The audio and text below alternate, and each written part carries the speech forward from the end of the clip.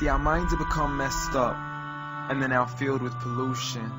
TV screens and magazines, we're beginning to look for a solution.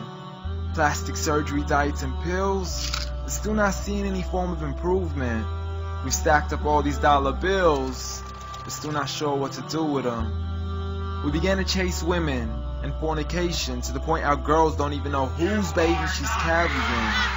We're so afraid of commitment, but have no problem with damaging. She has your kids now, but you're still not even contemplating the possibility of marrying.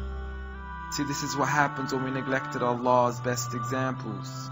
You called her Mary, we call her Mariam.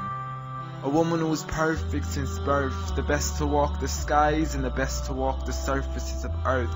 The most exalted of all women, that's why she was dedicated an entire chapter in the Holy Quran, the final revelation in which there'll be none after. She was the best of all women, and to society she should be leading the way. I mean, that's why our women be dressing like her, because just like Mary, when Allah decrees something, we hear and we obey. See, Mary used to cover up. Despite everything they used to say, she would hide in hibernation, and to Allah she would pray. And when she was visited by angels in the form of men, she said if you fear Allah, you would go away, because in the presence of men, she would not stay. But anyways, today we're taught to be against segregation before in support of all forms of liberation. To free yourself from the clothes that only lead to your degradation. Why do you gotta cover your face for? We gotta see your identification. But little do they know her identity's right there. A woman who fears Allah and commits to her religious obligations.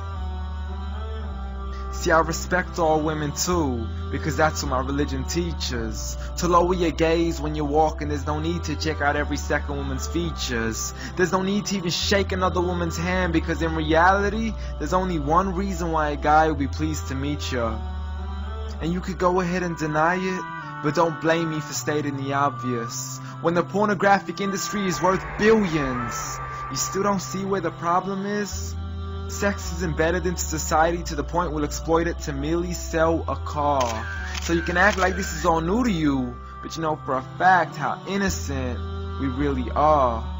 I mean, just look at the simplistic way we're taught to dress. It's like if you dress less, then you're destined for success. You then force your women into heels and have the nerve to say that we oppress. You got it to dress up tightly, like it's an opportunity. But every time we lose our minds, it's like, see what these ladies do to me? But I'm not blaming it on the women, because we too have responsibility. Prophet Muhammad ﷺ said the best of men is he who is best in his character, and the best of them is he who is best to his lady after he married her.